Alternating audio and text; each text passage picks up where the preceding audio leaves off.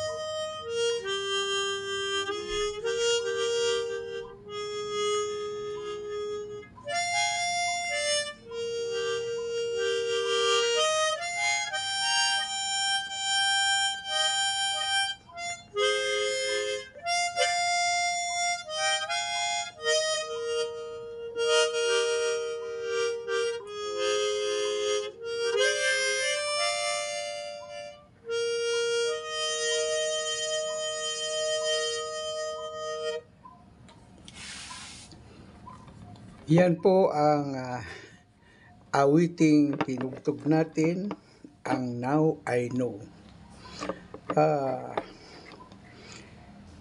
Itong awiting ito ay matagal ko na ring limot. Ngunit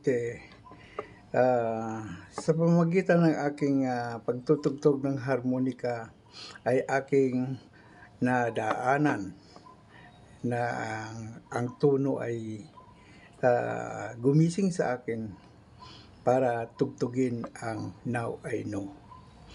At ngayon, mga kaibigan ko sa YT, ako'y labis na nagpapasalamat sa inyo sapagkat tinatangkilik ninyo ang aking mga tugtugin.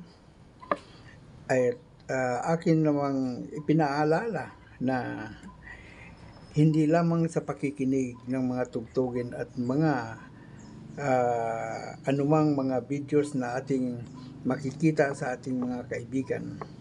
Iyan ay maaring tugtuging pangsilindro, gitara, at ano pa mang mga instrumentong ginagamit, at yung mga nagbi-videos ng mga lugar, mga magagandang tanawin, ay atin pong panoorin ng hanggang sa dulo.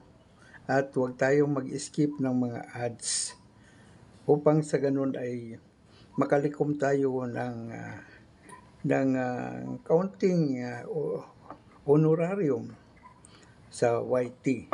At yun naman ay ating ikasisiya sa sarili at maaari nating gamitin sa pagtulong sa ating kapwa. Ako'y labis na nagpapasalamat sa mga nakikinig na mga kapwa ko YouTubers na mga OFWs. Napakaraming mga OFWs ang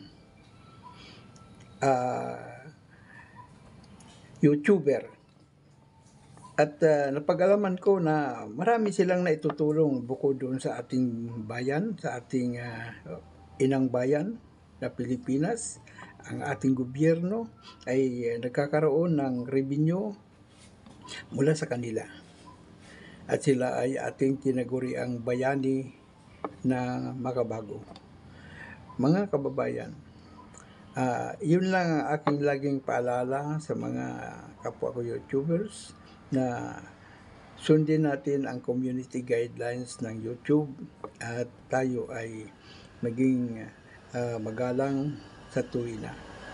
At pasasalamatan natin ang ating mga OFW sa kanilang mga kontribusyon sa ating YouTube at sa ating bayan. Salamat ng marami sa inyo, mga kababayan kong mga OFWs,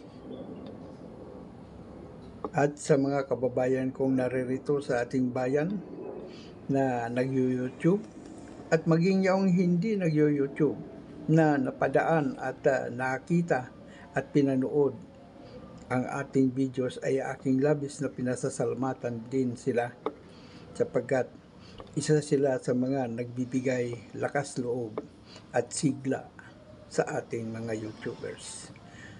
Salamat po ng marami sa inyo at magandang hapon po sa inyong lahat.